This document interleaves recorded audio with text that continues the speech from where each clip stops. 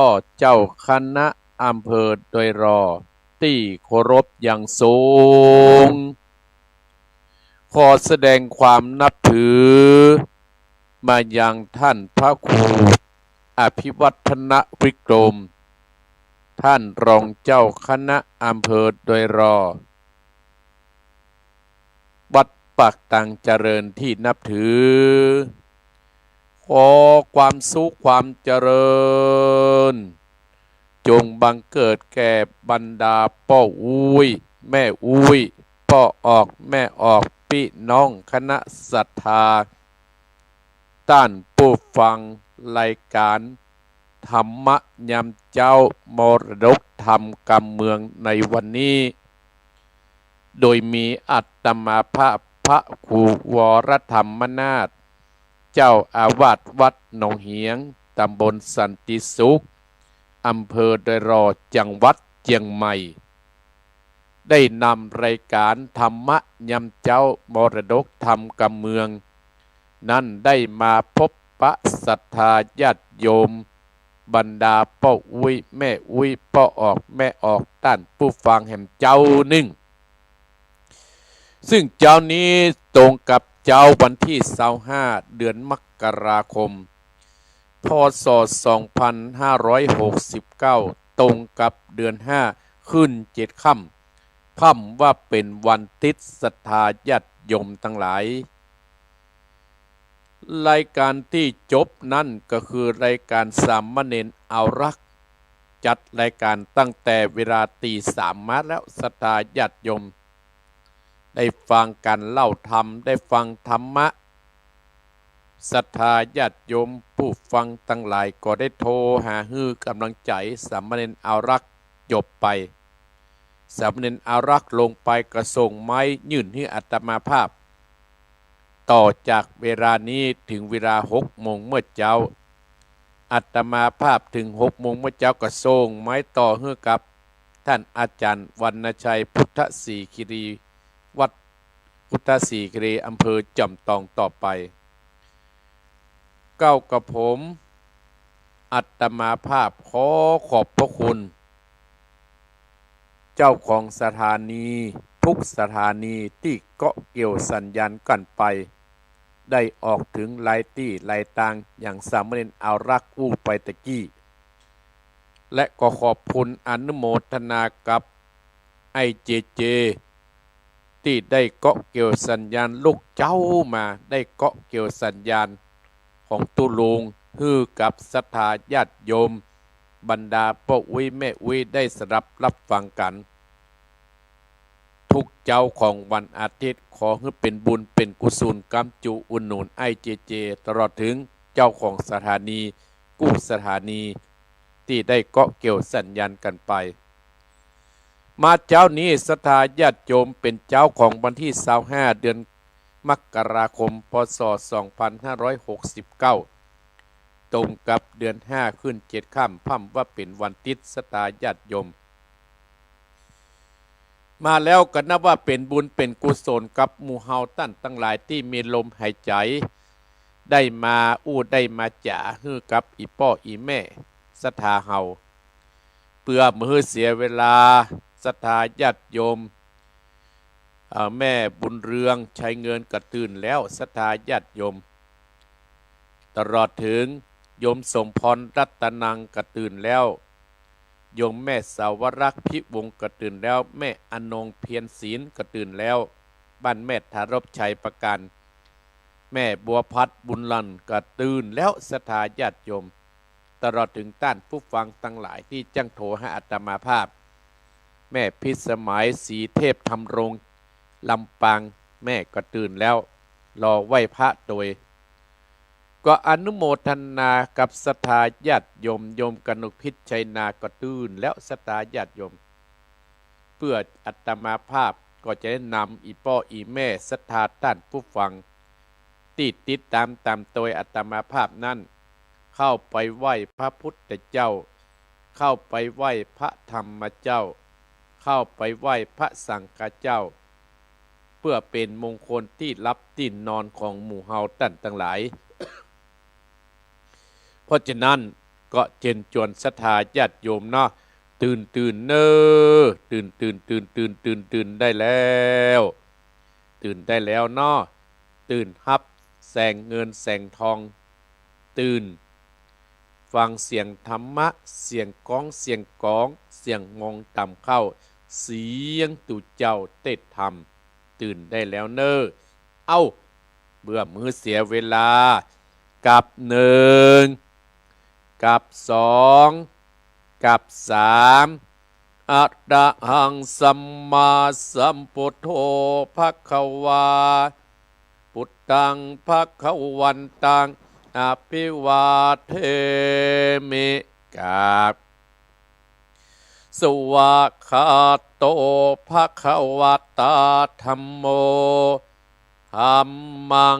นัมมัสสามิกาบสุปฏิปันโนภควโตสา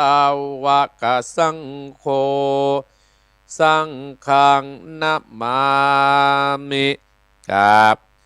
นะโมตัสสะภะคะวะโตอะระหะโตสัมมาสัมพุทธัสสะนะโมตัสสะภะคะวะโตอะระหะโตสัมมาสัมพุทธัสสะนะโม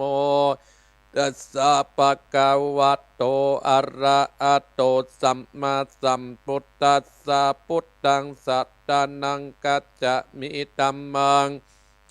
นันดังกัจจามิสังฆังสารนังกัจจามิตุติยัมปิพุทธังสัตตานังกัจจามิตุติยัมปิธัมมังสัตตานังกัจจามิตุติยัมปิสังฆังสารนังกัจจามิตติยัมปิพุทธังนังกัจจามิตติยัมปิธัมมังสัตตานังกัจจามิตติยัมปิสังฆังสารนังกัจจามิอิติปิโสภะคะวะอะระหังสัมมาสัมพุทโธวิจจาจารณะสัมปันโนสุขโตโลกวิโทอนุตตโตปุติสัตตัมมัสสัตตติสัตตติวะมนุสัตนังพุทโธภควติสวะคาโตภควตาธัมโมสันทิฏฐิโกอากาลิโกเออิปัจจิโกโอปันนะยิโกปัจจตังเวทิตาโปวินโยเอเตสุปฏิปันโนภควโตสาวกสังโฆมุญโจติปันโนภควโตสาวกสังโฆยายาปฏิปันโนภควโตสาสังโฆสะเมจิปฏิปันโนภควโตสาวกสังโฆญาติตังจัตตาติมปุติสายุกันนิอัตตาปุติสาปุกราเอสาภควโตสาวกสังโฆอาหุนยโยปะนยโยตักขินยโยอัญจเดกระนิโยนุตตดังบุญญาเขตตังโลกาสาติสาธุสาธุสาธุหะปัญญาปัตตมิสัมติตาสาธุปะปัญญาปัตตมิวัดเวทล้อมวิติยาปัตตมิอ้อมล้อมดาวังดีสีดาปัตตมิบังออกดาบเมตตาปัตตมิปัปเปตังปืนตานะปัตตมิเป็นปืนตั้งต่ออุเบกขาปัตตมิก็เป็นเวียงสัจจะปัตตมิเวทระวังดีเป็นไม่เต้าคันติปัตตมิกลายเป็นออกดาบบังน้ำมอยและปืนไฟอาทิตานาปัตตมิปับไปจุบแองแข็งแรงปับหมู่มานนะผีสั่งไปเปตตุกตาเปตแดดดังตอดานีอัศจรรย์เสือเหมือนปันอยู่กวางน้ำนาตีกวางตอกกวางแตกตีฟองนานอกเป็นเกาตอกดอกไม้มาปุจ จาพระเกณฑ์ตาสตานพระปุตตังเลยจุกมาไปโปรดจุกมาอนุญาตโปรดผู้กาเตะดีๆแม่นางตอดัดนี้ออกมาติดไม่ผมอยู่ตีตาจังไรขัดขงาดซับพ้นดินพ้นดำนาตีลงปะไปก็อับตับเต้าปัญญามานเอาอาปุนกัวกับยกมือตุนหัวใส่กาผู้การนี้ชื่อว่าเป็นลูกศิษย์พระพุทธเจ้าตนมีบุญสมปันอันมากพระพุทธเจ้าจริงตั้งพระปัญญาปัตตมีไว้เก้าจานตั้งไว้ตั้งหน้าก็ได้เก้าจานตั้งไว้ตั้งหลังก็ได้เก้าจานตั้งแต่หัวถึงตีนก็ได้เก้าสาแสนว่าตั้งแต่ตีนหนึ่งว่าก็ได้เก้าจานแสนว่าลูกปืนจากมาเสมอปืนปนแสนอาก็จักบอกมากระได้ข้าพเจ้าก็ได้ไว้ว่าพุทธกุณังธรรมกุณังสังฆกุณังพุทธอินตาธัมมะอินตาสังฆอินตาสะแม่ธรณีตัวยืนเหนือน้ำอยู่กำเป็นเด่นกันกาผู้การะเนเกิดถึงกุณพระปิตากุณพระบรรดากุณครูบาอาจารย์กุณพระแก้วเจ้าตั้งสามประการคือกุณพระพุทธังกุณพระธรรมังกุณพระสังฆังกุณแดดกุณฝนกุณน้ำกุณลมกุณกุราชเจ้าก็ดีกุณพระเจ้าตนเผาวนาก็ดีกุณนางอุตราก็ดีกุณพระปัจเจเจ้าก็ดีกุณแม่ทอดนี้เจ้าก็ดีจุกมาอาสากำนาและกำลังยังตนตัวเองข้าพเจ้าและท่านผู้ฟังจุปูจุคนและเจ้าของสถานีกู้สถานีในวันนี้จิมแต่เตอพุทโธพุทธังรักษาธัมโมธัมมังรักษาสังโฆสังฆังรักษาพุทโธพุทธังอะระหัง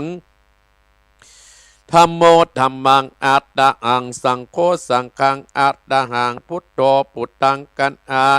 ธัมโมธัมมังกันอาสังโฆสังฆังกันอาพุทโธโภคธัมมังปิดสังฆังมิตรอายุวันโนสุขังปะลังต่อไปเจิญศรัทธาญาติโยมอีพ่ออีแม่นั่นแผ่เมตตาให้ตัวเก่าเนออะอังสุขิโตโหมิขอไอ้ข้าพเจ้ามีความสุขหังนิทุกโขโหมิขอไอ้ข้าพเจ้าปราศจากความทุกข์อะหังอะเวโรโหมิขอไอ้ข้าพเจ้าปราศจากเวรและภัยอะหังอัปปยาปโชโหมิขอไอ้ข้าพเจ้าปราศจากอุปสรรคอันตรายทั้งปวง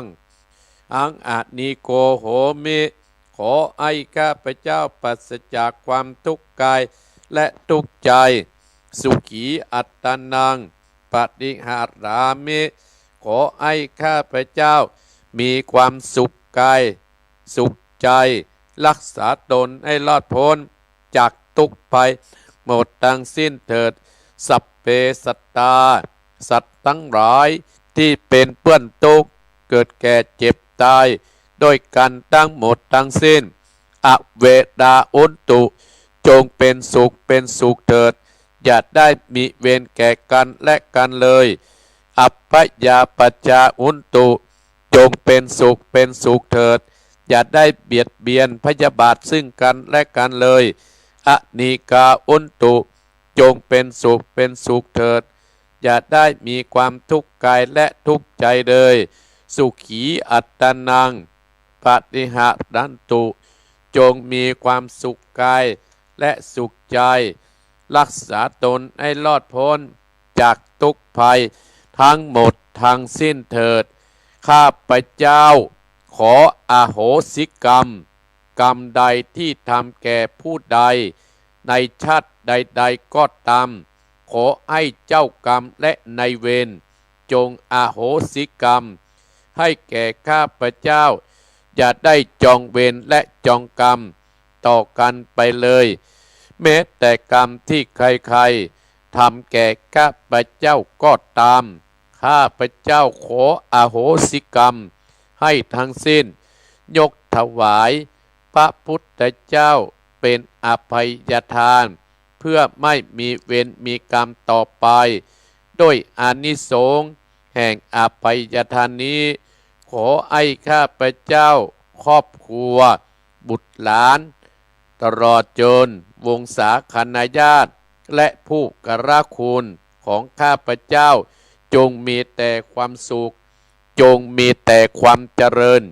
ปฏิบัติในสิ่งที่ดีๆและสิ่งที่ชอบโดยเทินเอาละศรัทธาญาติโยมอาตมาภาพก็ได้นำศรัทธาญาติโยมเนาะไหว้พระสวดพุทธคุณธรรมคุณสังฆคุณคุณพ่อคุณแม่คุณครูบาอาจารย์จบไปศรัทธาญาติโยม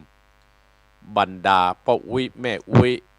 พ่อออกแม่ออกต้านผู้ฟังของอาตมาภาพติดตามตัวโอ้นักศรัทธาญาติโยม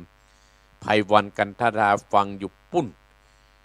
ตัวเมืองเชียงใหม่กลางเมืองประตูตะเปมนะศรัทธาญาติโยมโยมแม่สีทรเปรมจิตฟังอยู่ที่แม่คลองเนี่ยเพิ่งกระตื่นมาแล้วศรัทธาญาติโยมบุญใดกุศลใดบรรดาพ่ออุ้ยแม่อุ้ยพ่อออกแม่ออกของอาตมาภาพที่ฟังอาตมาภาพติดตามตัวมีงานเกาะติดตามตัวก็ขอเป็นบุญเป็นกุศลก็อานิสงส์แห่งการไหว้พระสวดพุทธคุณธรรมคุณสังฆคุณในตอนเจ้าเนี่ยศรัทธาญาติโยมเพื่อกลับกายมาเป็นเกาะแก้วไข่กามมาปกอำสัมภวิสายังตนตัวของอีพ่ออีแม่และเจ้าของสถานีและท่านผู้ฟังทุกท่านนั้นเพื่ออยู่ดีมีสุขแม้นว่าจักขิแม้นว่าจักหาแม้นว่าจักปรารถนาสิ่งใดสิ่งหนึ่งก็ดีขอให้มันเป็นบุญเป็นกุศลคือกับจูอุนุศรัทธาญาติโยมทุกท่านกันว่าอีพ่ออีแม่ท่านผู้ฟังของอาตมาภาพนั้นมีลูกพ่อใจนี่นะเพื่อได้เป็นในร้อยในพันกันว่าอีแม่อีพ่อมีลูกมีหญิงก็เพื่อได้เป็นคุณหญิงคุณนายเนาะและอีพ่ออีแม่นะมีสุขภาพที่ดีอยู่กับลูกกับหลานสร้างบุญสร้างบารมีต่อไปอนุโมทนากับโยมแม่อนงเพียรศิลป์ที่เมธารบเชียงใหม่ชัยประกันเข้ามาพอเข้ามาชมก็ขออนุโมทนาในแม่เนอขอให้เป็นบุญเป็นกุศลเพราะเราเป็นบุญที่เราได้รู้จักกันที่เราได้นี้กันอย่างที่ผ่านมางานพุทธมณฑลโอ้ศรัทธาต่างยังหายเพิ่นมานักมาหลายศรัทธาญาติโยมถวายปัจจัยให้อาตมาภาพก็หลายผู้หลายคนและก็มีแม่บุญเรืองใช้เงินที่เพิ่นได้เอาไอ้นี้กับท่านเจริญนะเพิ่นเอาผลเน่าเนาะเอาของกินตุ๊ดเจ้าเอาของกินคนเท่ามาถวายมาปะกันแต่เอามาวางไว้หน้ากุฏิอนุโมทนาสาธุเนอะถ้าฟังอยู่นะอาตมาภาพอามาฉันอามานี้แล้วก็ขอให้อีพ่ออีแม่ท่านเจ้าภาพนั้นมีกำลังบังชาสู้กับโลกต่อไปอยู่กับลูกกับหลานต่อไปโยมทองคำที่วงคำอนุโมทนาสาธุโดยศรัทธาญาติโยมการะเวลาศรัทธาญาติโยมการะเวลาเนี่ยศรัทธาญาติโยมอีพ่ออีแม่ลองกึดเอาเถอะนึกเอาเถอะเอาความเป็นจริงเฮาบ่ต้องไปหลอกลวงตัวเก่าศรัทธาญาติโยมนึกว่าพศ2569เนี่ยศรัทธาญาติโยมพศ2569เนี่ยศรัทธาญาติโยมได้ประเดี๋ยว25วันและศรัทธาญาติโยมแล้วหันหลับตานึกว่า25วันในอีพ่ออีแม่ญาติโยมท่านผู้ฟังเฮาได้สร้างไอ้อย่างที่เป็นประโยชน์ที่มันเป็นที่จะสร้างความสุขให้กับคนทั้งหลายเฮาได้ทำไว้ก่อนการที่เฮาป่วยเวลาเนี่ยศรัทธาญาติโยมล่วงเลยไปเนี่ยบางคนก็บอกว่าโอ้ตัวข้าเจ้าเท่าแล้วตัว อีป้อเนี่ยเท่าแล้วท่านพ่อครูเฮาเท่าเฮาก็สร้างประโยชน์ให้กับตามกาลเวลากำลังแห่งเฮาการที่เฮาปล่อยเวลาเนี่ยไปเนี่ยศรัทธาญาติโยมก็จะบำเพ็ญประโยชน์จันนะเนี่ยศรัทธาญาติโยมทั้งหลายเพราะอย่างน้อยอีป้ออีแม่ก็ได้ไหว้พระสวดพุทธคุณธรรมคุณกับอัตมาภาพก็ดีใจศรัทธาญาติโยมแจ่มจันทร์สีล้อมอนุโมทนาตื่นแล้วเนาะก็สู้ชีวิตต่อไปการที่เราเกิดมาสู้เนี่ยศรัทธาญาติโยมมันเป็นพลังอย่างหนึ่งศรัทธาญาติโยมอาตมาภาพอยู่วัดมาศรัทธาญาติโยมตั้งแต่อายุ15 ปีมาบัดนี้64 ปีบวชเป็นเนนตั้งแต่อายุตั้งแต่16 ปีเนาะบวชเป็นเนนพศ2521ศรัทธาเป็นตุเจ้าพศ2525เป็นตุเจ้าพศ2525ศรัทธาญาติโยมได้เพิ่นก็เอามาอยู่วัดหนองเหียงเนี่ยศรัทธาญาติโยมมาสร้างวัดหนองเหียงอาตมาภาพกระจายความสามารถแต่ความสามารถของอาตมาภาพมีอยู่ที่ศรัทธาญาติโยมท่านผู้ฟังอาตมาภาพสมัยก่อนนะวัดหนองเหียงเนี่ยมันใจอย่างศรัทธาญาติโยมแต่อาตมาภาพภาคภูมิใจที่ได้หูจักอีป้ออีแม่โยมหลายผู้หลายคนที่ติดตามโดยเปิ้นก็คือกำลังอกกำลังใจอาตมาภาพญาติโยมก็คืออาตมาภาพนะมีกำลังอกกำลังจะสร้างวัดสร้างวาไม่ได้สร้างไปถึง2 วัดละศรัทธาญาติโยมมันก็เป็นบุญอาตมาภาพที่ใจสังขาร64 ปีมาเนอะอูไปกัดดังศรัทธาญาติโยมเป็นวัดมาหายเตี้ยนี่คืออย่างคือสังขารถ้าเอาท้อแถวกูเป็นวัดกูบรรลุแล้ว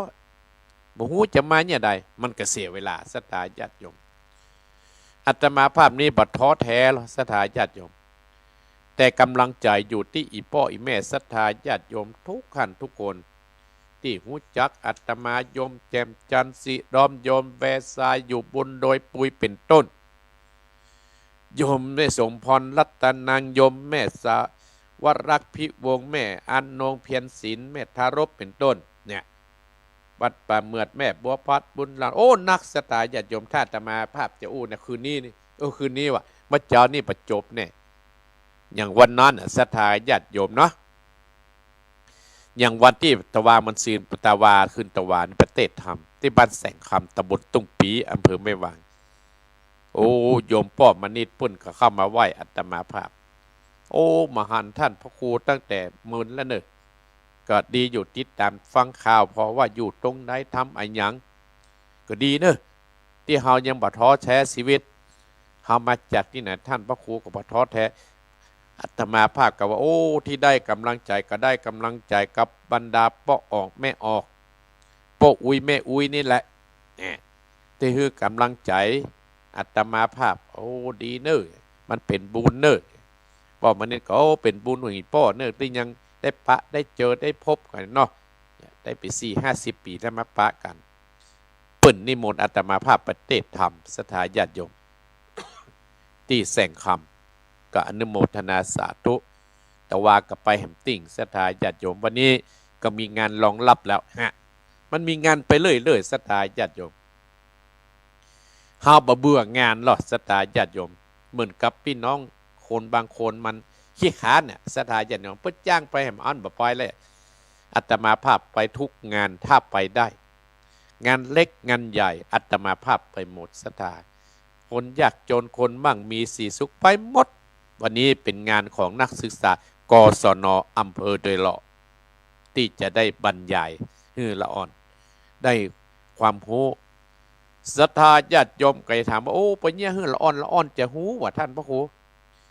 เขานั่งฟังเฮา10 คนได้กึ่งคนหรือว่าได้คนมันก็เป็นบุญละศรัทธาญาติโยมบุญไผ่บุญมันศรัทธาญาติโยมบุญไผ่บุญมันอาตมาภาพทำไปศรัทธาญาติโยมอย่างปีนี้วัน2 วันที่ผ่านมาศรัทธาญาติโยม มีโยมเปิดกระโทรว่าท่านพระครูหายเงียบไปเนาะโทรหากรรมฮับเพราะสังขารนะสถาญาติโยมเท้าของอาตมาภาพมันบวมหมอก็บอกว่าเป็นโรคเกาต์อาตมาภาพแต่ว่าที่ใครได้นะเกาเนี่ยเนาะบวมหมดสถาญาติโยมเตี้ยงคืนโอ้ลุกมาได้ก็ได้โยมสองสามีภรรยามาดูแลก็ดีขึ้นวันนี้เดินได้ละไปได้ละสู้ไปถ้าชีวิตคนเฮานั้นอยู่กับตี้อยู่กับนี่นะสถาญาติโยมอาตมาภาพถือว่าสร้างความสุขให้กับคนทั้งหลายอาตมาภาพนั้นม่วนอกม่วนใจเป็นบุญศรัทธาญาติโยมสร้างให้ความเจริญที่อยู่ที่อาศัยแบ่งปันความสุขผู้อื่นเนี่ยมันเป็นบุญของอาตมาภาพอู้ไปยาวไปจะตีห้าแล้วเนอะเนี่ยอู้ไปยาวไปยาวมาจะตีห้าแล้วศรัทธาญาติโยมเนาะอดทนคนกับลูกมาพอคนกับลูกมาฟังนักหนาปาป้านศรัทธาญาติโยมทั้งหลายเปิ้นจึงบอกว่าคนเฮานั่นน่ะเกิดมาแล้วนะศรัทธาญาติโยมเกิดมาแล้วอีพ่ออีแม่ สิ่งที่เฮาเนี่ยจะหาเครื่องมาประดับร่างกายเฮานะบางคนก็จะต้องไปหาสร้อยหาแหวนมาประดับร่างกายสิ่งที่เฮาจะมาประดับให้มีค่ามากที่สุดในตัวเฮานั่นคืออันหยังสองจะต้องปกป้องมากที่สุดคืออันหยังสามจะต้องรอบคอบมากที่สุดคืออันหยังแหมสี่เฮาจะต้องควบคุมมากที่สุดคืออันหยังห้าเฮาจะต้องระวังมากที่สุดคืออันหยังหกเฮาจะต้องถนอมมากที่สุดคืออันหยังเจ็ดเขาจะต้องพัฒนามากที่สุดคืออะไร8ของที่เรามีค่ามากที่สุดนั่นคืออะไรอย่าง8ประการที่อาตมาภาพจะได้นำมาอู้มาจ่าเฮ้ยอีป้ออีแม่ต้านผู้ฟังของแต่มาก่อนที่จะฟังธรรมห่านเปิ้นมีอย่าไปใครได้ห่านเปิ้นยากไรจะไปดูแควนเนี่ยจะจับไป2 ชั่วโมง2 ชั่วโมงพอดีสถานญาติโยมอาตมาภาพก็ขอสุมาอภัยอีป้ออีแม่เนอะบางครั้งก็บ่ได้เปิดสายเปิดพ่องบ่เปิดพ่องเพราะอันอย่างสถานญาติโยมเพราะอาตมาภาพมีเวลาน้อยท่านพระครูพิวัฒนวิกรมท่านพระครูท่านประธานขึ้นสีขาวเฮาก็พยายามหาสาระมาอู้มาจ่าเนอะท่านพระครูเนี่ยเปิ้นคนเฒ่าเปิ้นได้กำลังใจนะสายนี้ถ้ามีเวลากับเปิดแบบมีเวลากับมาเปิดนะเห็นหรอก็ขอสุมาอภัยแม่น้อยกัดนัดโดยเนาะแม่น้อยกัดนัดก็โทรมาว่าโอ้อีแม่ขอเวลาสักนิดสักหน่อยได้ก่อนท่านพระครูอาตมาบัดได้แต่บางครั้งอาตมาภาพได้เปิดสายสถานญาติโยมถ้าเปิดสายก็อู้ได้เนาะ แต่ก็ขอความเมตตาอีป้ออีแม่ท่านผู้ฟังเฮาบ่ต้องอู้กันยาวทักทายปาป่ายมาคนเล็กคนน้อยแบ่งเวลากับคนน้อยเนาะถ้าอาตมาภาพบอกโทรอีป้ออีแม่ก็โทรถ้าอีป้ออีแม่เฮาบอกว่าจะไปโทรเนอะเพราะว่าขณะนี้อาตมาภาพยังอู้จ่าคือสถานญาติโยมเครื่องประดับสถานญาติโยมแม่นงรักพี่ทองจามาแล้วเครื่องประดับที่มีค่ามากที่สุดนั่นคืออะไรอย่างบางคนก็จะไปหาสร้อยเพชรไปหาแหวนเพชรสร้อยมาใส่คอเนี่ยนะเครื่องประดับมากที่สุดที่จะมาประดับตัวเฮานั่นคืออย่างคือรอยยิ้มรอยยิ้มเวลาเฮาเปิ้นเข้าบ้านเข้าจองมาเปิ้นมาถามเฮาทำหน้าตารอยยิ้มให้กับฝ่ายตรงข้ามสถานญาติโยมบางคนก็บ่นโอ้ลูกหลานมาเข้าใกล้อีป้ออีแม่เลยท่านพระครูกระทำหน้าบุตรผู้ลู่เนี่ย ทำหน้าบุตรผู้ลู่เนี่ยไผจะไปเข้าใกล้ครับคนที่เพิ่นมาพบปะเฮานะสถานญาติโยมหรือว่าพบปะกันเครื่องประดับที่มีค่ามากที่สุดก็คือรอยยิ้มคือหันยิ้มคือเปิ้นโปรยยิ้มไปมันจะตื่นมายิ้มใส่ก้อไม้ยิ้มใส่หมูใส่หมาที่พี่ว่าปิ่นผีบ้านเอายิ้มใส่ฟังตรงข้ามเฮาเวลาเปิ้นมาถามมันจะหน้าบุตรผู้ลู่เนอะอีพ่ออีแม่เนาะสองต้องปกป้องมากที่สุดคืออย่าง ต้องปกป้องมากที่สุดก็คืออย่างสถานญาติ คือสติสติคือความระลึกได้สัมปชัญญะคือความรู้ตัวสติเนี่ยศรัทธาญาติโยมที่เราจะต้องปกป้องมากที่สุดจะต้องควบคุมมากที่สุดบางคนศรัทธาญาติโยมขอได้ขอได้ว่าปัจจัยว่าอีป้อยแม่ที่ท่านผู้ฟังของอาตมาภาพนะว่าคนที่เพิ่มมาได้ฟังอาตมาภาพคือคนที่เพิ่มมาได้นี้เพื่อลูกหลานอีป้อยแม่ฟังแล้วขอได้ออกมาเตอะอันนั้นคือเนี่ยคือความสะใจศรัทธาญาติโยมคือความสะใจความสะใจเนี่ยศรัทธาญาติโยมเป็นบ่อเกิดที่เราได้เสียใจเมื่อลูนเนี่ยถ้าเรามีสติควบมีสตินะศรัทธาญาติโยมครูบาอาจารย์เปิ้นหนึ่งบอกว่าถ้าจะให้มีความเจริญรุ่งเรืองนั้นน่ะเปิ้นจึงบอกว่าห่างไฟไก่ผีหนีน้ำเนาะอันนี้เป็นปริศนาธรรมเนาะศรัทธาญาติโยมอันนี้ตัวสติเนี่ยจะต้องมาควบคุมศรัทธาญาติโยมห่างไฟไก่ผีหนีน้ำเนี่ยอาตมาภาพเคยเคยจ๋าเคยบอกให้อีป้ออีแม่แล้วเหรอคือไปคิดเอาคนเดียวเมื่อ2-3 วันก่อนนั่นพ่อกับนันซับอำเภอเดลอนี่เพิ่นได้ยินอาตมาภาพเพิ่นโจทย์ไว้แล้วอีป้อจะไปเขาฟังกันละห้างไฟไก่ผีหนีน้ำกันมันแต่เนอล่ะและตัวจะต้องรถเฮายังมีเบรกมีพวงมาลัยละเฮาเป็นคนเฮาก็ต้องมีติดเบรกนั่นคือตัวสติควบคุมความโมโหโทโสเฮาศรัทธาญาติโยมข้อที่3ต้องรอบคอบมากที่สุดนั่นคืออย่างคือความคิดเนี่ยความคิดเนี่ยเราต้องรอบคอบที่สุดเพื่อเราจะจะจ๋าเราจะคิดเราจะบอกจับใจแห้งมาแน่นใจกาจับใจครูบาปะเปิงใจพระน้อยอย่างว่า มาเหนื่อยอีป้ออีแม่เนาะความคิดศรัทธาญาติโยมเขาต้องพอสถานการณ์ว่าเขาอยู่ในพระวงนั้นเขาอยู่ในสถานที่นั้นเขาจะคิดเขาจะจะจ๋านั้นคือระวังมากที่สุดคือความคิดข้อที่4ต้องควบคุมมากที่สุดนั่นคืออย่างเตี้ยแต่มาภาพว่าอารมณ์ของคนทำมีกู้คนศรัทธาญาติโยมอย่างอาตมาภาพว่าคือต้นปีมามีความสุขเวลานั้นมีความสุขเวลานั้นคนเฮาปะถูกนินทาการเรเหมือนเทน้ำเนี่ยมันมีศรัทธาญาติโยมเพิ่นว่ามนุษย์เดินดินยังจะสิ้นคนนินทาไม่ได้อย่างไรแม้แต่องค์สมเด็จพระสัมมาสัมพุทธรูปเหมือนเปิ้นอยู่ในวิหารเขายังนินทาศรัทธาปะต้องกึดมากเพราะฉะนั้นเฮากึดเอาดีๆเต้าอั้นที่เฮาจะต้องควบคุมคืออารมณ์เนี่ยศรัทธาญาติโยมคนที่มีอารมณ์บดีเนี่ยศรัทธาญาติโยมขี้โมโหโทโสพอเอายักหน้าวิหารพอเอายักประตูวัดศรัทธาญาติโยมเนี่ยบ่ถูกเนี่ยบ่นี้สักอย่างผลสุดท้ายความล้มเหลวก็จะเกิดขึ้นกับตัวเก่าเพราะฉะนั้นอารมณ์เนี่ยศรัทธาญาติโยมพยายามควบคุมจะเมื่อมันสะใจนะการเนี่ยที่สะใจนะมันจะได้ประโยชน์ขึ้นมาแต่ทุกคนนั้นสามารถควบคุมน้อยที่สุดศรัทธาญาติโยมเขาจะอภัยเป็นแบบอย่างอีพ่ออีแม่ อนุโมทนากับโยมสุพันธ์อินใหญ่ต้องเอาองค์สมเด็จพระสัมมาสัมพุทธเจ้าเท่านั้นหรือเอาครูบาเจ้าศรีวิจัยเป็นหลักเป็นนี่ฮะศรัทธาญาติโยมอันต่อไปนั่นต้องระวังมากที่สุดนั่นคือกรรม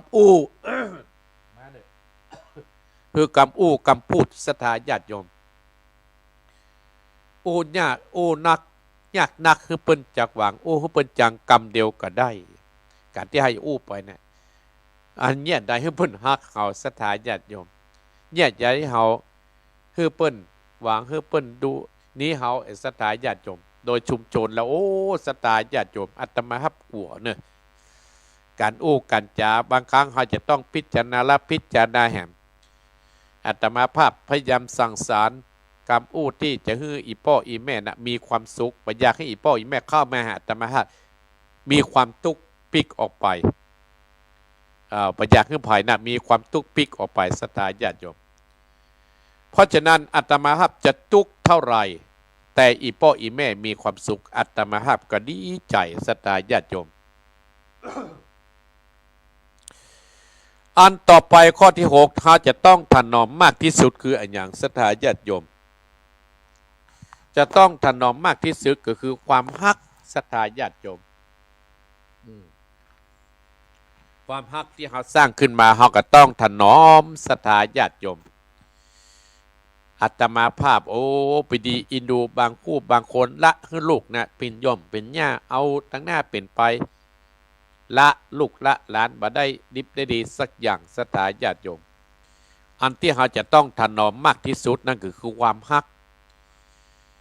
ทุกคนนั่นมีความฮักกันกูคู่กูโคนอีพ่ออีแม่ศรัทธาท่านผู้ฟังทั้งหลาย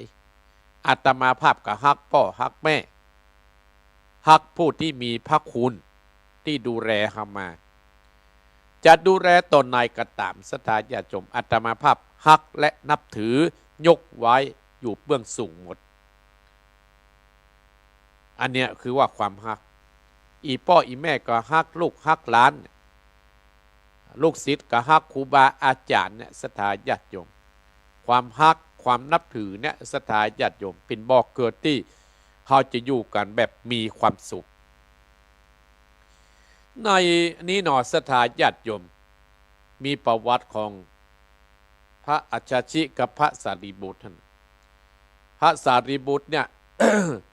เพิ่นหัวว่าพระอัจฉริเนี่ยอยู่นอนตั้งใดนอนตั้งเหนือตั้งใต้เนี่ยเพิ่นจะเบดหัวไปทางนั้นและก็จะไหว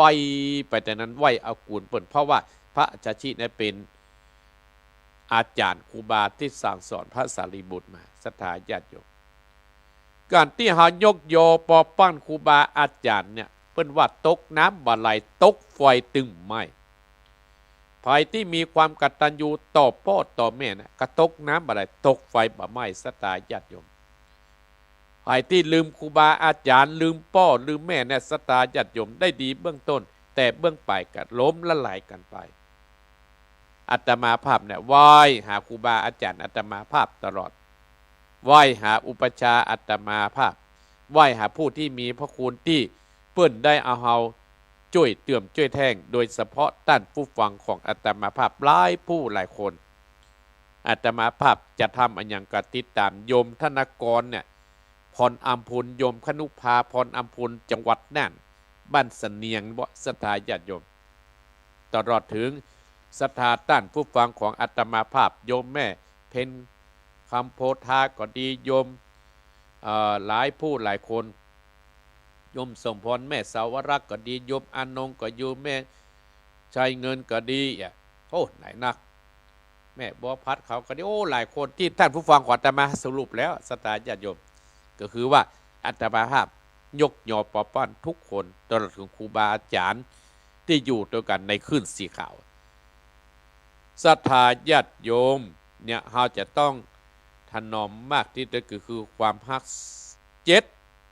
เขาจะต้องพัฒนามากที่สุดจะต้องพัฒนามากที่สุดคืออะไรเนี่ยศรัทธาญาติโยม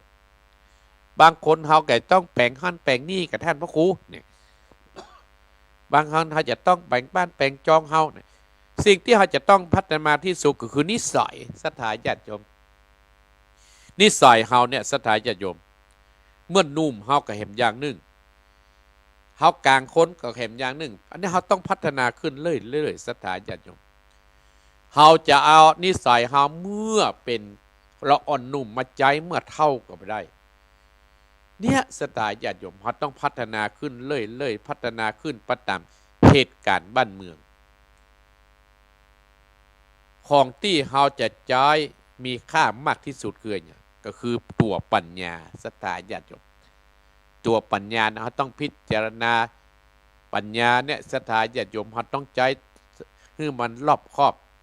อันเนี้ยอีพ่ออีแม่ท่านผู้ฟังของอาตมาภาพที่อาตมาภาพได้อู้ได้จาในตอนเจ้านี้น้ำทำคำสอนในตอนเจ้านี้เจ้าภาพก็มีแม่สาวรักษ์ ภิวงศ์บ้านเมธทารบแม่อนงเพียรศีลเมธทารบโยมสมพรรัตนังได้บริจาคลงทานให้อัตมาภาพ500 บาทที่จะไปสร้างโรงทานวันที่28 เดือน27 เดือนกุมภาเลี้ยงพระสงฆ์องค์ข้าเจ้าเลี้ยงเจ้าบ้านสถาญาติโยมปุ่นวัดไม้หนองหอยเมื่อก่อนนี้ ก็อยู่ตัวกัดมาสถาญาติโยมได้นำอาตมาภาพมาอยู่ที่วัดหนองเหียงนี่คือท่านพระครูสังวรยติกิจได้แนะนำอาตมาภาพมาอยู่ที่นี่และเป็นศิษย์หลวงปู่ครูบาอินหมื่นกังเป็นอุปชาองค์เดียวกันเนี่ยสถาญาติโยมเปิ้นจัดตานพระธาตุตานวิหารหลวงมันแล้วอันนี้อาตมาภาพไปแปลงกำแพงวัดหนองหอยเก่าแปลงพระธาตุวัดหนองหอยเก่าประเดี๋ยวนี้จะมาตานที่วัดหนองหอยไม้และวิหารหนองหอยไม้สถาญาติโยมอาตมาภาพก็ได้รับความเมตตาจากบริษัทเบทาโกเปิ้นได้เอาร่วมทำบุญให้อาตมาภาพไปสร้างโรงทานเพราะฉะนั้นอาตมาภาพก็ได้เจิญอีพ่ออีแม่โดยมีโยมสมพรรัตนังได้บริจาคบอกเป็นเจ้าภาพให้อาตมาภาพเปิ้นได้บริจาคให้อาตมาภาพบ่ต้องเอาเท่านั้นยังบ่ถึงอันนี้เถอะ ยังบ่ถึงอันวันที่เดือนกุมภาพันธ์แต่อาตมาภาพอู้ไว้สถาญาติโยมคนบาท2 บาทผู้ฟังเหมือนกันเทศนะกันเนาะพร้อมคนบาท2 บาทคน5 บาทก็เป็นโรงทานได้สถาญาติโยมยุคนี้สมัยนี้เขาจะมาอบำโมใส่เหมือนสมัยก่อนนี่มันได้นะสถาญาติโยมแต่คืนนี้พอข่าวเขาว่าโรคใหม่จะมาหมออันเรื่องโควิดกับอาตมากันน่ากลัวกันนะเนี่ยสถาญาติโยมแต่บรรดาอีพ่ออีแม่นั่นก็ประเดี๋ยวนี้ก็มีเงินตั้งรัฐบาลที่เพิ่นเฮาเดือน600 700 800 ปันเขาก็แยกมาสร้างเสริมสมเพิ่นบอกว่าถ้าเฮาสร้างโรงทานก็เพิ่นได้กินให้มีสุขภาพเมื่อเฮามีกินมีใจหอม10 บาท5 บาทก็แล้วแต่ศรัทธาญาติโยมที่ปะอาตมาภาพคืนก่อนนั้นเพิ่นญาติโยมที่ฟังธรรมกับหอมอาตมาภาพ100ก็เก็บใส่บุละตะวันนี้ก็มีนายบุญมีนางอัชราวิไอมาถวายร่วมทำบุญอาตมาภาพก็เก็บใส่ถุงไว้ละก็อนุโมทนากับโยมแม่บุญเรืองใช้เงินก็ดีภัยก็ดีเนอะเอาละเพื่อมือเสียเวลาอาตมาภาพ จะได้เอาทำมรดกทำกำเมืองมาเทศเฮ้ยอีพ่ออีแม่ก่อนเนอะยมสมศรีใจบุญก็เข้ามาละเอาระเนอเทศทำฟังธรรมแล้วก็แล้วจะได้สรุปเนื้อเรื่องเนื้อธรรมให้อีพ่ออีแม่ได้ฟังต่อไปท่านพระครูใบติกาพรชัยชุมพรฟังอยู่อนุโมทนาสาธุเนอเอาตั้งอกตั้งใจณบัดนี้นะโมตัสสะภะคะวะโตอะระหะโตสัมมาสัมพุทธัสสะ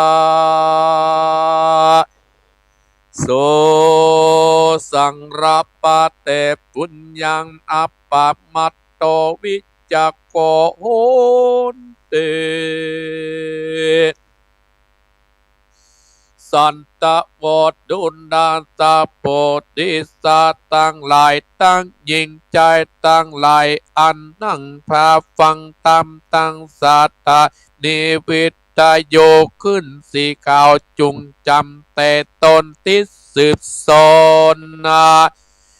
ตัวไปดังกล่าวจีได้แจ้งตีตามมีดังประมุนีตนยศโยเตสัตนาโปรดสอนกันบัดนี้และนาตาโตปะลังตัดนั้นไปนาเจ้านอนลาตะลงตำก่อไข่กำสอนเล่าแก่คนหนุ่มเต้ายิงใจมาใหญ่มวนโหมดนั่งตาอยู่จานพูดได้มุนเต้าแม่นว่าเป็นเจ้าเศรษฐีมีเข้าของหลายตีบ่โปรดบ่แพ้คนอื่นก็บ่อวยตานะวัดผู้พัมปัจจัยแก่คนเกณฑ์ยากไรอันหอนไหมมาจูบ่ อินโดช่วยกามมาฮืนล่วงลำตังปานบาปสะมันต่อยลายย่อมมาตอบใจเว้นจากมนเจ้าเสียของเก่าต่อยมาดังนักปัจจากเก่าไว้แต่ไทยเดิมมาเบื่อใจอนาตาคนหนึ่งเล่าใดไปยืมมากวนเจ้าเศรษฐีเข้าป่าตรงนี้เพื่อฟันเอื้อใหญ่มากายกงไปเสาะใส่ไม้งามมาตากอบฟันลงมาแต่งตามต่างไฟอังกาศนิ่งในตะตาไปบอบผ่อนทะถากตอนควันมันก็ลุดหล่อนบัดเดวสะเดนนาเลี้ยวบอดจะตกไปในป่าไก่ตาตัดนากวางใหญ่กินยายอดไม้เปื้อนหนาบอดละวังกระดาษคือประมาทลาซาควันกาดเด่นไวว่าว่องตุดตัดต้องหัวใจพดไปบุ่มหยุดในปอดและใส่กวางปีกวางหกหนีบอดจาลวดความนาไปบอกไก่แต่เราจากที่เก่าเดิมอ่อนใจอัดนาตาลอยเสาะใส่ไหลลำพัดเป็ดตันบ่อ่อนเจ้าเสตีกอบบอนเนปีกปอกไว้หน้าออกขึ้นมาได้ไปจ่าอุกกาวเสตีอุตับมีปูเสตีลบใหญ่เกาะมากดไม่เกืองกาบ่อาควันนั้นนาคือควันเก่าเดิมสืบเต้นตากุนบัดดาควานนาตัวเก่าตุ่นเต้าตมตองกูได้กองกึดแล้วจักเอาคำติดไว้ปุจจากวันนัดนามีกามากนับแต่หากลายแสนพับดินแดนโลกกว้างพอยบ่อาจกว้างคืนวันบ่ปากเนื้อตนจะดูอิ่มแต่ใจกูมึงไปยืมไปหรือมึงใจบ่ชื่อบอกใครเอาเคินขายพุทธตื่นใจจ้าเอาเลี้ยงใส่ตัวตนแสงเล็ดลมติดอายมาไก่เก่าอุบายทะถากบอบปอนควันกอดลวดหลอนตกไอมึงจะไม่แม่นแก่นบอบแม่นเต้นตามกรรมมึงจะนำควันเก่ามาคืนบัดนี้ใจอัดนาทาพรอนไม่เอาเรือใจจริงใครจะต้านต่อว่าคาเดป่อเศรษฐีก็มีความผดตัวกาอันต่ำจะทบผ่านคาขอเอาควันเล่มใหม่มาแต่นเกินนะผู้เศรษฐีตบต่อยกวาดดุดาใจต่อยตกผ่านมึงเอาควันเทนใหม่นับอันใดปอปานมากองกันมาเต่าใจเต้นเก่าของกูก็บ่เอาเล็ดนาบ่อนุญาตปงปานเอ็ดใจกาบ่ปันได้ควันใหม่ได้มึงจุงไปสอมาแต้มเล่าเอาควันเก่ากูขึ้นมากันรอลาเนิ่นจะถึงค่ำลาลงแรงมึงแสวงเสาะสายบ่ได้ดังหมายกูจักไปตะไวบอกแก่เจ้าออกกามกัดตำมาตดใหญ่บึงได้ถึงเหมาะหลัดนาใจอัดหน้าตากันอยากตุกลำบากเครื่องกี่ฟังเสียทีหลอนพระไปปันปอยก็เลือกไว้ขึ้นโสดยังที่อยู่แก่หาป่าพันนิญาลูกเต่าเข้าป่าเศร้าเดี๋ยวปันไปเสาะหาพอเสียงควายดังที่ไกลและไกลลำดับตายไปจะใจกอบปะใส่กวางตาลบอดรอดคงควานว่าตายบุบหมูยับได้รีบเข้าไปอยู่ที่ไกลปาดจิ้งควายใหญ่กวางใหญ่ดงดานก็อันควันบุ่มอยู่ใน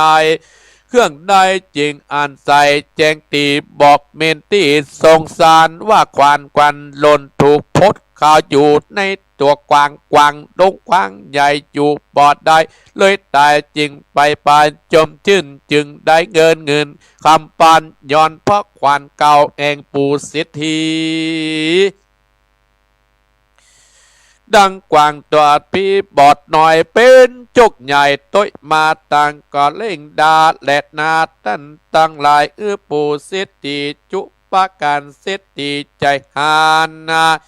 ได้กวนดังใหม่ได้จินไหลเลือดแลดได้ปอกจินดีไขวัดดีด้วยกำอ่อนวันวานใจเข็นใจจากลายความกดไม่กอดรีบมาดนีมาขึ้นจูเกะอาทัดนาใจลูกลาเสติเปียทิปัญญาตมาปันในอ่องตนตัวใจเววนนา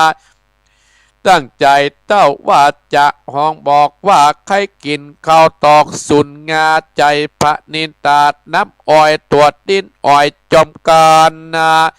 ถือไปผ่านซอไซบัดเดียวกันเดียวเนื่นจากจังความนาเป็นตีญาเสถีเป็นเมียของปู่เศรษฐีก็ย้อนว่าอายเครื่องใจเป็นตองไข่จุปะการเข้านมบานไหลหลากอันลูกอยากกินย่อมใจเหมาะดินเป็นแกนจริงได้แม่นแต้มปินเตาจากได้ไปยืมที่กายบอกไก่กอดเตียวไปหาใจอนาถากราไปถึงใจอนาตาก่อไก่กำกาอูได้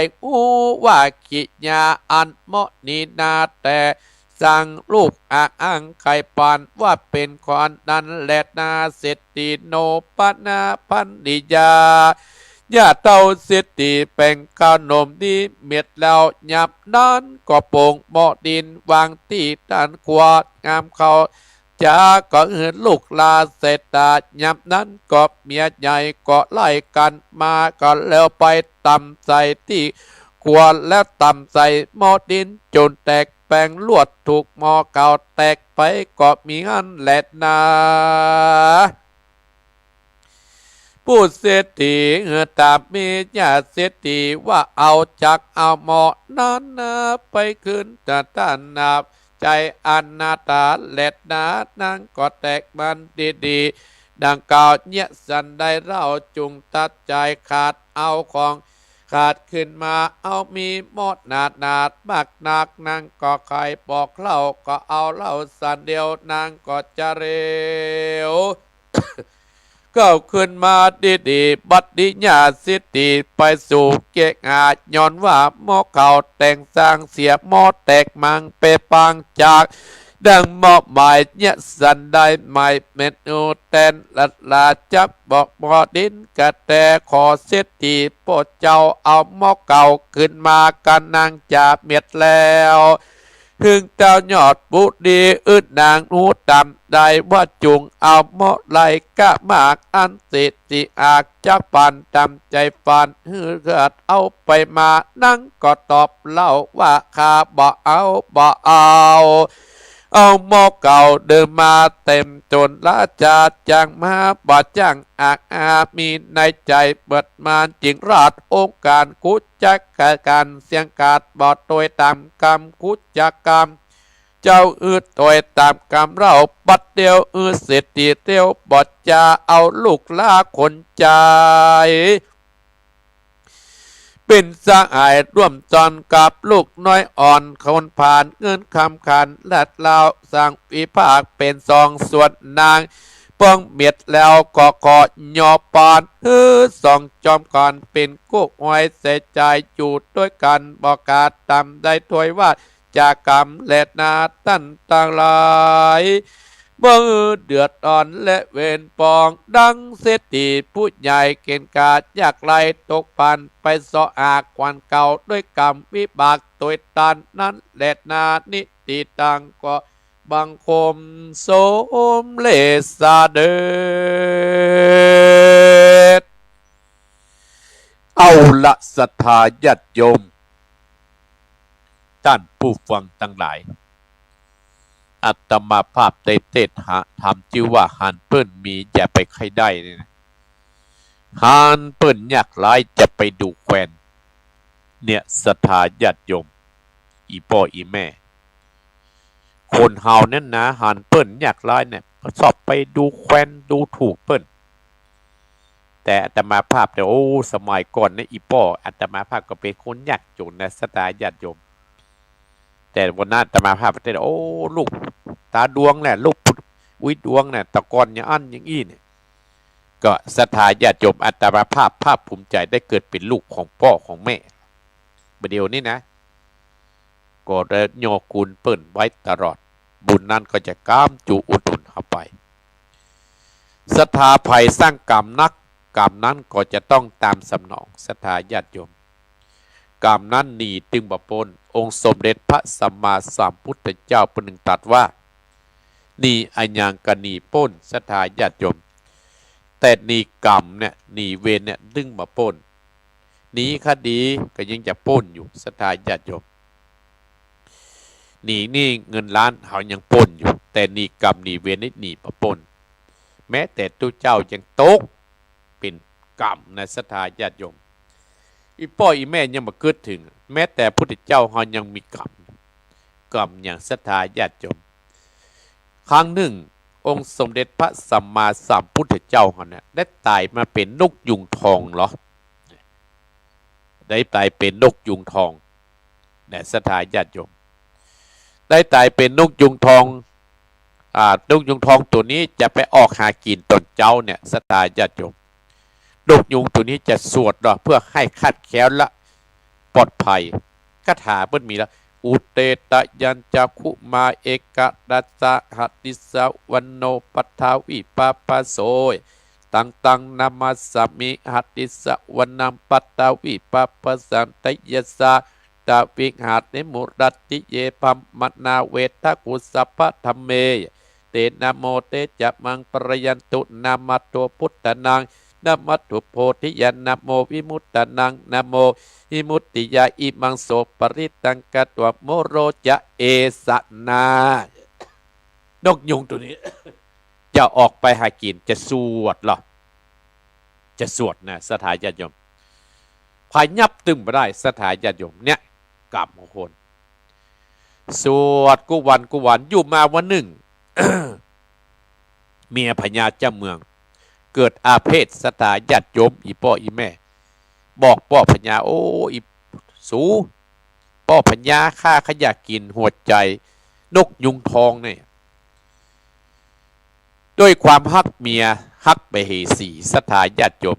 กระจายเสนาอามาตใจนายพันปกเป่าห้องไปก็ไปปะใส่นกยุงทองเตี้ยแต่มาภาพวันเนี่ยนายพันปะไปยับตึงมาได้สถาญาติโยมไปยับตึงมาได้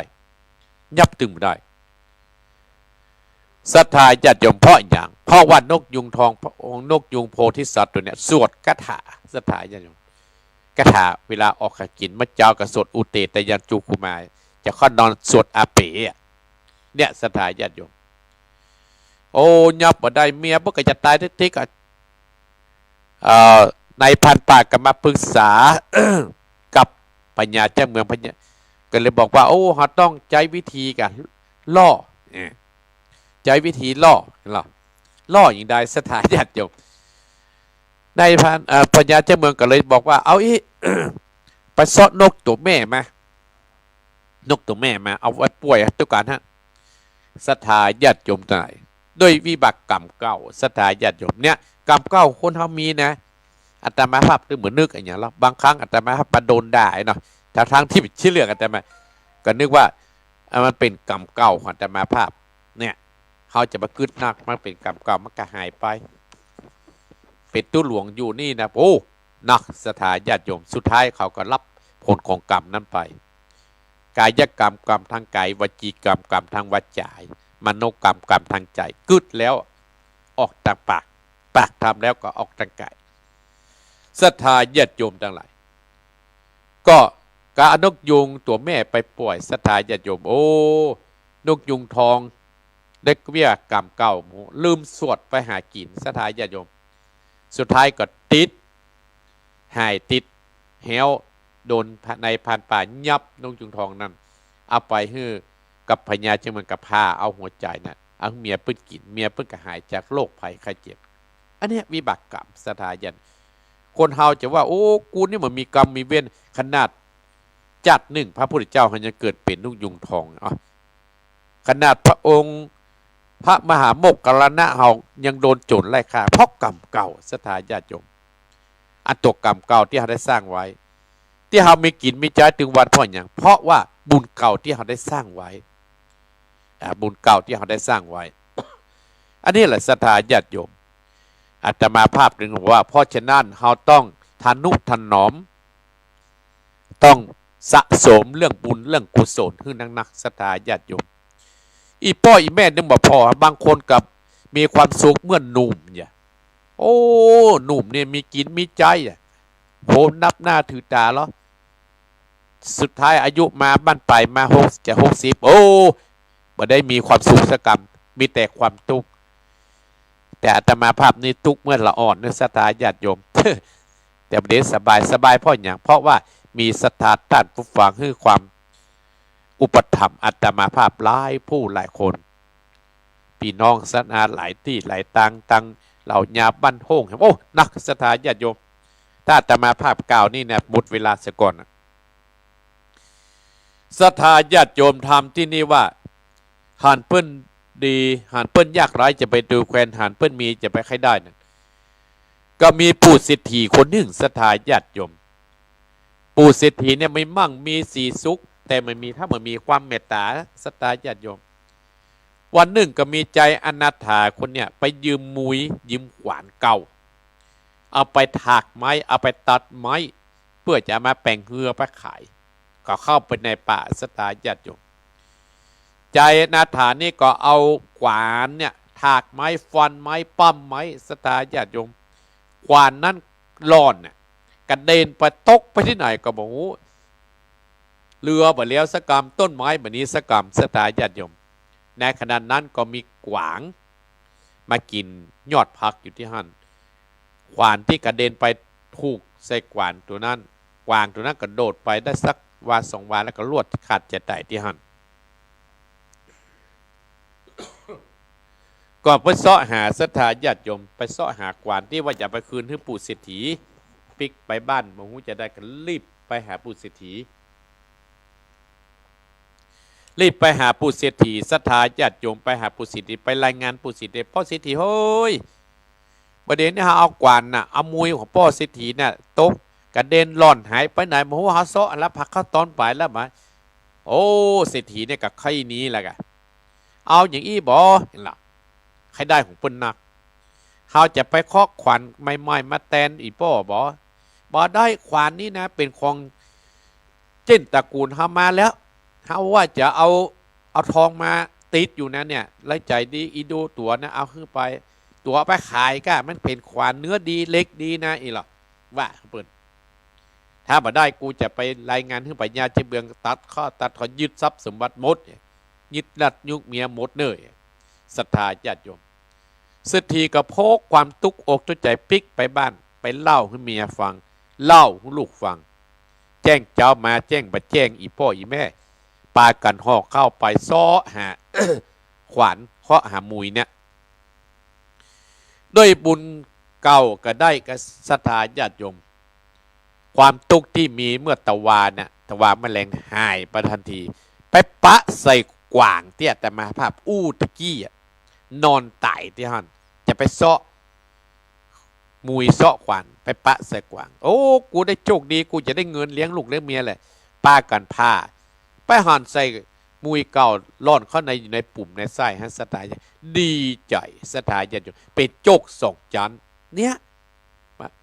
คนดีตกน้ำอะไรตกไฟตึมไหม้ศรัทธาญาติโยมมันต้องมีตัวช่วยนะเนี่ยบุญเก่าที่พ่อแม่มีได้ ได้มีลมหายจุมหายใจว่าเป็นอันว่าเป็นนี่กับปีอีพ่ออีแม่ได้ไปไหว้พระได้ฟังเทศน์ฟังธรรมเป็นบุญนะศรัทธาญาติโยมอีพ่ออีแม่ได้ไปหั่นไปนี่มันเป็นบุญเก่านะศรัทธาญาติโยมอาตมาว่าเป็นบุญที่ได้รู้จักอีพ่ออีแม่เนี่ยศรัทธาญาติโยมด้วยความเมตตาของ ใจอนาถาคนนี้ป้างจีนแล้วก็เอาจีนไปมอบให้เศรษฐีโดยและเอาขวานเก่ามอบให้เศรษฐีโดยเขาได้แล้วขวานนี้บุญแต่เขาได้จีนด้วยเขายังมีเมตตาถ้ามันมีขวานเก่าของขวานนี้เขาไปได้จีนมาให้พ่อเศรษฐีแล้วเศรษฐีกึศศรัทธาญาติโยมจีนนี่น่าจะเป็นของกูแล้วกันเพราะว่าเป็นมวยกูหรอที่ไปถูกเพื่อกวางนี่ตายโลภด่าว่าจะโลภเอาแต่ใจอนาถานี่ก่อนใจขึ้นหนีออกจากข้านไปบ้านเลยศรัทธาญาติโยมกรรมเก่าก็ได้มาปะใส่ลูกเศรษฐีปัจจัยคนนี้ศรัทธาเกิดเป็นพญาติเกิดกินขยะกินข้าวต้มเลยเกิดอยากกินข้าวต้มนี่ต้องใจหม้อดินแต่ในบ้านเศรษฐีมีแต่หม้อทองเหลือง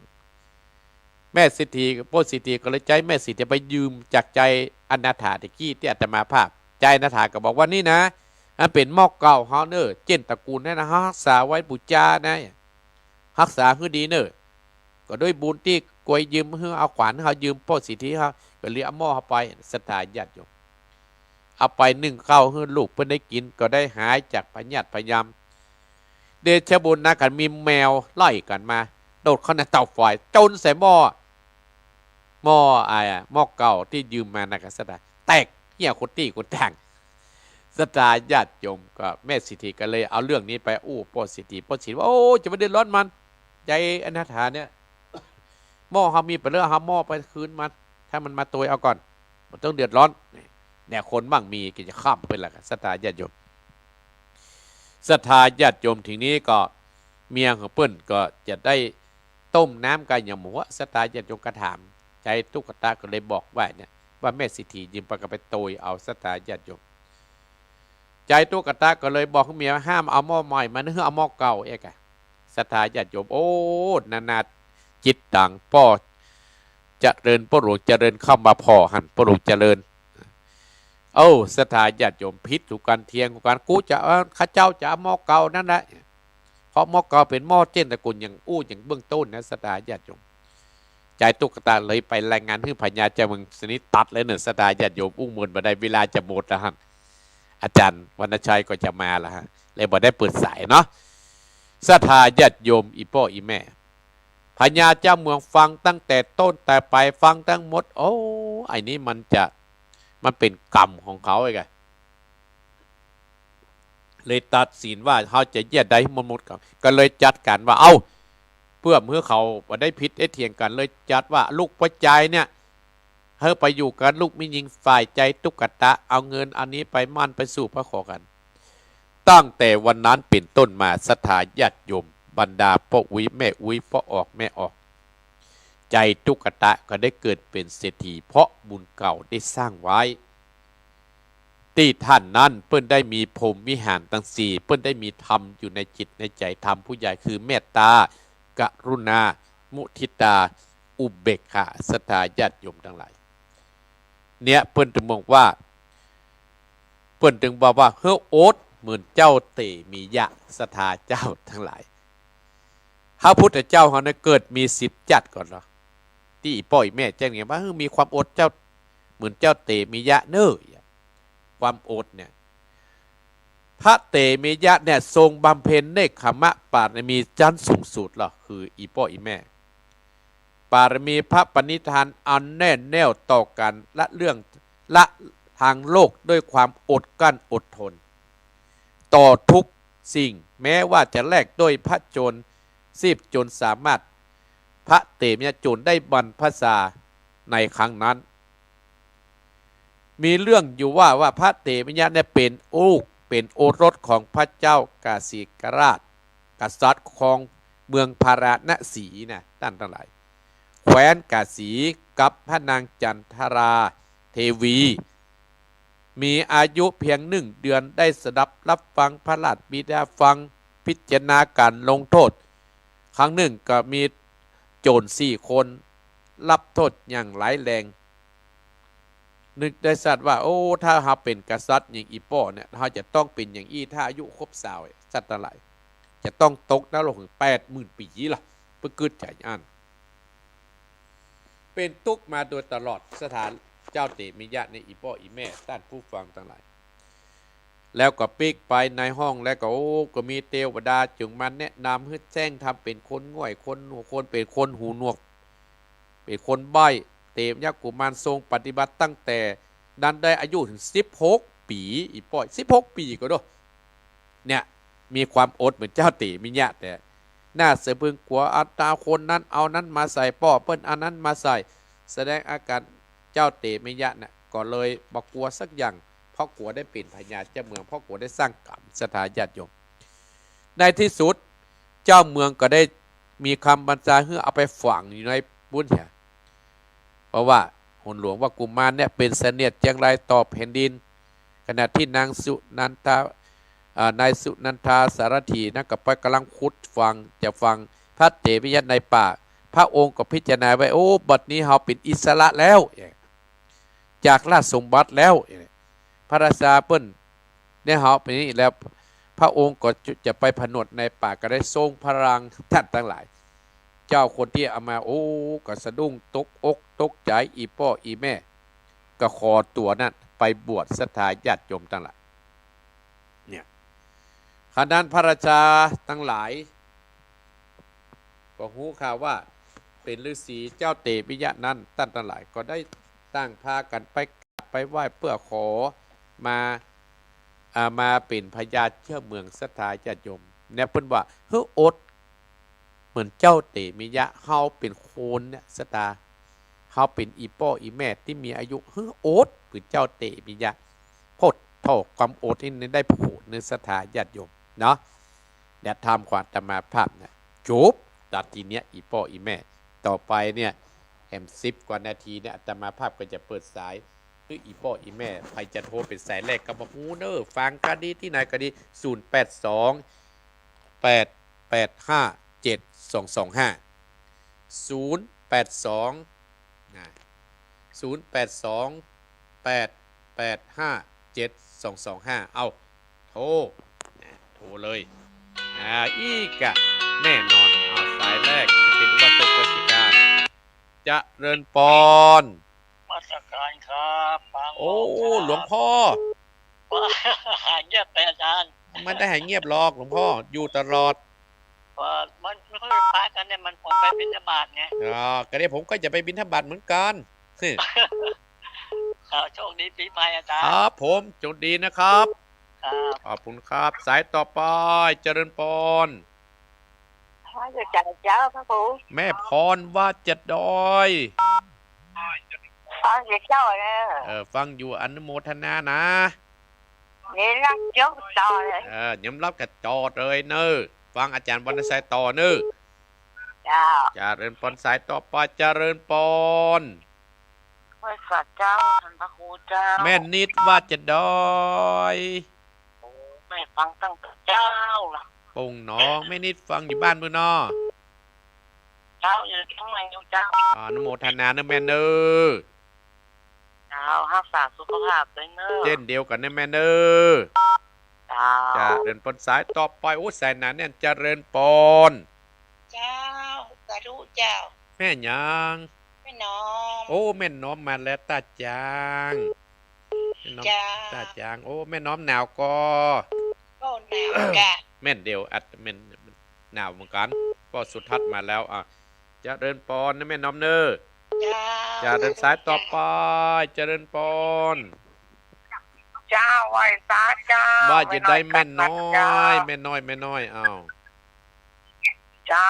อันเป็นยังเจ้าพระไข่หวานไข่ตาล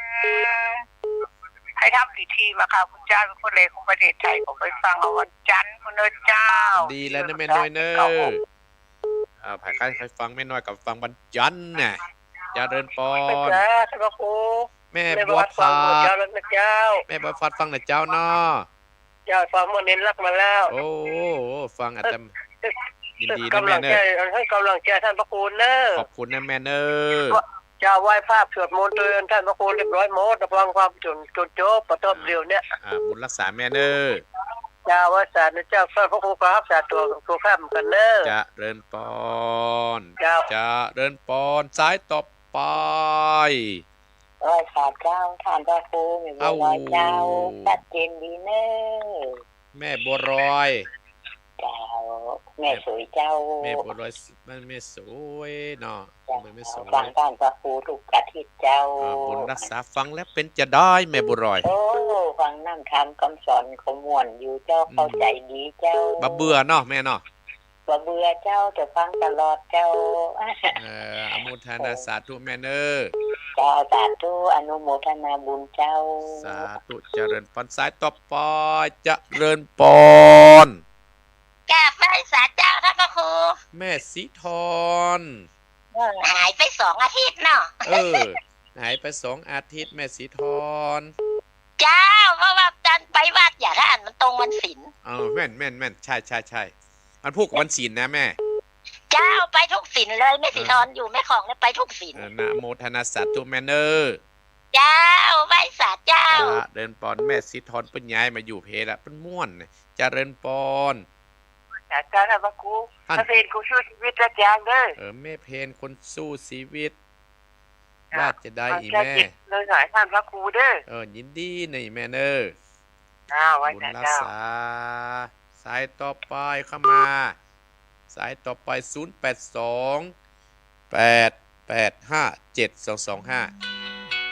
เอาจะเดินปอนสายตั้งได้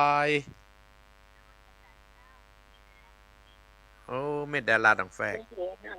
เจ้าหมูมนแล้วบ่ได้แปะก่อนเนาะ หน้ากะแม่ดารา ได้มาบอกแล้วเอาสแตงหอมบนมาอ่อนแล้วบ่นะ เฮ้ย ตั้งห้างคุณได้แปะเลย หน้า ประเดี๋ยว กะ นี้แถมชุดยากนะท่านเนาะ สุดหยักเนาะฟังเอานะ ท่านถูกทุกข้อเนอะค่ะ ถูกทุกข้อเนาะ ทุกข้อเลยแม่ตุจาเตียนแม่ก็ไหวปั๊บนะแต่ละมี30 รอบนะโอ้โหม่วน อนุโมทนา ได้กุศลแปะท่านเลย อายุวันโนสุขั เก็ ง บ นี่ เข้า แม่ ไปปุ๋ยกบป้อนหายเนอะท่านเนอะ บุญรักษาด้วยแม่เนอเนอ เจ้า จะเดินปอนสายต่อไปจะเดินปอน กราบไหว้สาเจ้าแม่บัวเขียวโอลี แม่บุเขียมมาอีกแล้วลีมาแล้ว เจ้าฟังท่านอยู่ แต่อยู่บ่ได้ฟังช่วงนี้จะบ่ได้โทรหาเนาะเพราะว่ามันโทรศัพท์บ่ค่อยว่าอย่างว่านะคะ นี่อากาศคนเท่าเนาะ เจ้า บุญรักษาแม่เนอ เจ้ากราบไหว้สาท่านเนอ จะเดินปอนสายต่อไปจะกระแจกระจายน่าจะเสี่ยงแล้วฮะจะเดินปอน0828857225โทรมาจากไหนจะเดินปอน ท่านพระครูแม่ฟังอยู่เนอะ แม่ยัง แม่พิสมัยเจ้าได้ไหว้พระสวดมนต์โดย แม่พิเศษมาสบายดีนะแม่เนาะ เจ้าก็จะอันนั้นเนาะคนเท่าเนาะ เบ็ดเลี้ยวกันนั่นน่ะแม่เนาะ เจ้าวันนี้ท่านพระครูไปบิณฑบาตดูแลสุขภาพไปเด้อหนาว ต้องปล่อยแม่มันนั้นพวกเป็นคนภาคกลางนะพวกเป็นกิโลเกิ่งไว้นะ ก็หน้าแม่ก็หันว่าท่านพระครูใส่เนาะ น่ากันนะ จะแม่ดูนะโมทนาบุญด้วยนะเจ้า บุญรักษาแม่เนอ จะเดินปอนแม่พิสมัยจะเดินปอนสายต่อไปยมแวสายมาแล้วถ้าไผ่ไปตังโดยปุ๋ยไปซื้อผ้าเนี่ยมาเนี่ยโรคภัยไข้เจ็บมันเบียดเบียนเนี่ยเพิ่นว่า0828857225สถาญาติโยมจะ6 โมงแล้วเนอะลุกกระจายวันนี้อาตมาภาพจะลาแล้วนะอาจารย์นวแสนนั่งฮั่นละฮั่นศรัทธาญาติโยมภัยจะโทร0828857225วันนี้ม่วนศรัทธาญาติโยมป้อสุทัศน์พิวงศ์ป้อสุทัศน์พิวงศ์เนาะอนุโมทนาสาธุโดยพิวงศ์งามนะวันนี้มันเติมเนี่ยนะภัยจะโทรกระโทรศรัทธาญาติโยมจะหมดเวลาแล้วนะถ้าอาตมาภาพจะวัด10 นาทีเพื่อให้เจก็จะได้เปิดจะเริญพร พระสาเจ้าพระอาจารย์ฟังอยู่เนอะ แม่แดงกันน่ะ แม่สุธามันผันลาดนะสายเจ้า แม่ยังก็แม่ แม่ธรรมแม่สุธามเจ้า แม่สุธรรมนี่ลีเนาะแม่เนาะ เจ้า แม่ มัน สุ ผันลาดเจ้า ผาลาดเนาะ เจ้า ลีนะแม่ขอบคุณนะแม่เนอ องค์เนอะเจ้า บุญรักษาแม่เนอ เ เจ้าว่า โอ้ จ้า พี่น้อง เจ้า หลีเอ้าแม่สุธรรมวันผารัตน์หลีปวดสถานญาติโยมเจริญพร ว่าจ้าเจ้า แม่หยัง แม่ดงคำเจ้า แม่ดงคำอยู่ที่ไหนแม่ บ้านดงประสางเจ้า โอ้บ้านดงปัดซาง เจ้า ดงปัดซาง ฟังละครเลย เออแม่ฟังถึงกุฏิกะ เจ้า บ้านดงปัดซางอาตมาภาพจังไปเตะทำกันแล้วดงปัดซางเนี่ยเนาะ เจ้า แล้วใส่แม่เนยแม่อายุตะได 73 73อยู่กับพาย อยู่ด้วยหลาน พายกดให้แม่เนี่ย คนเดียวเจ้า โอ้บุญรักใส่แม่เนย 43ละเจ้า แม่ฟังกุฏิเนี่ยแต่มาภาพมาเนอ เจ้าฟังเจ้า อีแกพี่น้องดงสาฟังแล้วเจริญปอนสายต่อไป เจริญปอน สาธุเจ้าพระครู แม่สุทัศน์แม่ก็ กับนี่จับเลย แม่สุทัศน์เพื่อได้อบตใหม่แล้วเนาะแม่สุทัศน์อะ บุญรักษาวันหน้าครับแต่ว่าคืนก่อนทับไปนี่หน่อยแม่ไปวัดไปแสงขามมันแปะเหรอ พวกโคโจกันแล้ว อนุโมทนาด้วยแม่เนอ สา เจ ธุ ริญ ท่าน ปอนสายต่อไปเอา2 สายสุดท้ายเจริญปอนโอ้แม่ละ ไว้สาเจ้าท่านอาจารย์เจ้า แม่ยัง โทรมาจากน้ำหลวงพระห้าตำบลนครจีดีแม่ไข่แก้วมองคำฟังอย่างเน้อโทรมือกำลังใหญ่เลยเจ้า แม่ไข่แก้วหายไปหลายติดแล้วเนี่ย หายไปไหนที่เจ้า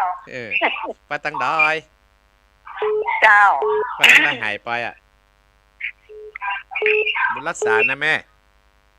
เจริญปอนบุญรักษาเนอ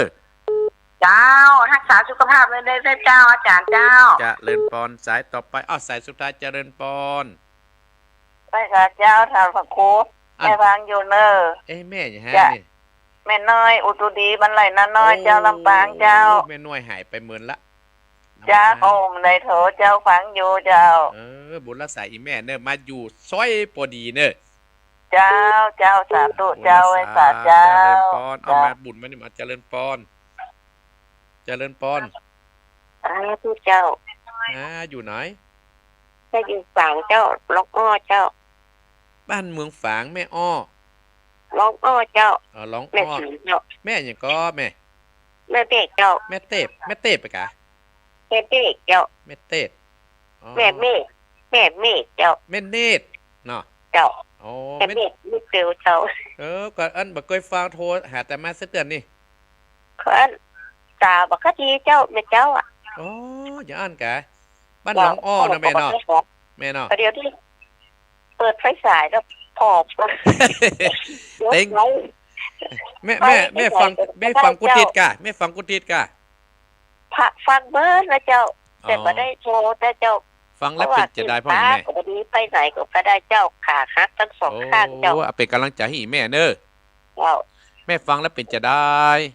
โอ้ปวดใจเจ้าเข้าใจดีเจ้า เข้าใจดีนะก็ฟังอาตมาแหมเนอะ เจ้าสาธุเจ้าสาธุ บุญ เจ้า รักษาให้กำลังใจแม่เนอะ ว่า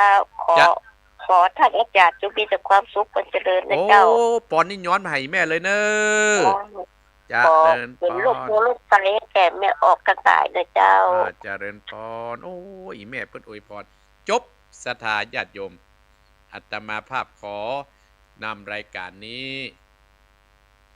ธรรมะยำเจ้ามรดกธรรมกำเมืองนี้จากอีป้ออีแม่ไปก่อนเนาะใจจริงก็บ่อยากไปหน่อยนะสถาอยากอู้กับอีป้ออีแม่ม่วนหรออาตมาภาพก็มีความสุขสถาญาติโยมแม่หลวงใส่ฝนจันกุณะมาแล้วก็ขอบคุณที่เปิ้นได้เข้ามาพอเข้ามาชมที่ว่าอีแม่เป็น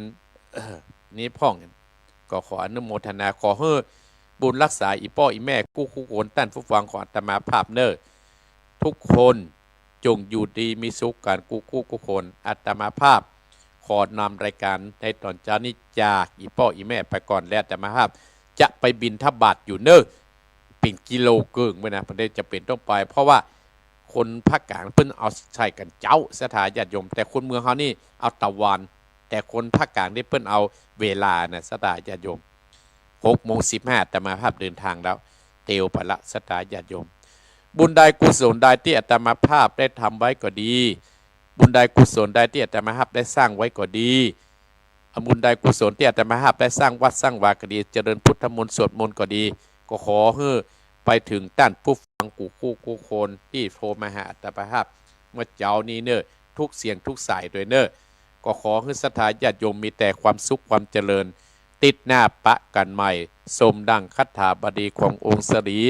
พระสัมมาสัมพุทธเจ้าตรัสเทศนาเป็นภาษาบาลีว่า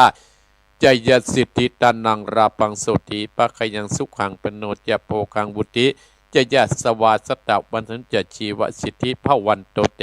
สัพปิติโยอิวัสสันตุสัพพะโรโควินัสสันตุมาเต็มตรายโยสุขีติคายุโกภวะอภิวาทนะสีดิสนิจังพุทธาปจายโนจัตตารโอธรรมาวัฏันติอายุวันโน